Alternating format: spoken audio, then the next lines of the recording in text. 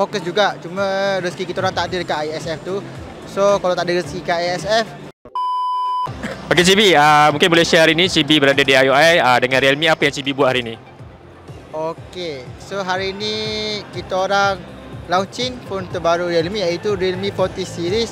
Yang di mana phone tu kita orang dah try, so sangat bagus. Dan yang saya paling atraktif dekat phone tu, yang saya minat adalah dia dengan sistem bionic cooling tu. Sebab phone-nya tak cepat panas dan selalu sejuk je. So that's why kita ramai pun tak ada fail. So itulah bagi saya sangat menarik lah. Itu antara yang special dia. Yes. Okey, alright Cibi, MPL pun nak start hari Sabtu ni, akan bertemu Selangor Red Giant.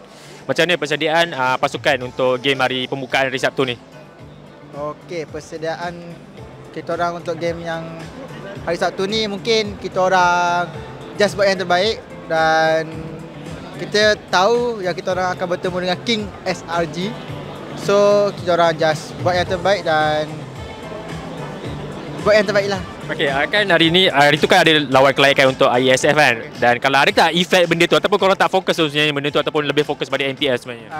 Sebenarnya tak ada efek pun. Cuma kita orang fokus juga. Cuma rezeki kita orang tak ada dekat ISF tu. So kalau tak ada rezeki kat ISF, apa patut kita buat adalah kita kena fokus lah untuk next tournamentnya. Kita kena move on untuk ISF. Okey, Cibi, persaingan mungkin season ni agak sengit dan ketat. Siapa Cibi rasa top 3 yang akan memberi persaingan lah selain Vamos? Top 3 bagi saingan rasanya DXOL. Oh, DXOL, okey. Siapa ya? MV kot. Last kali yang kita tahu, pasti tahu SRG.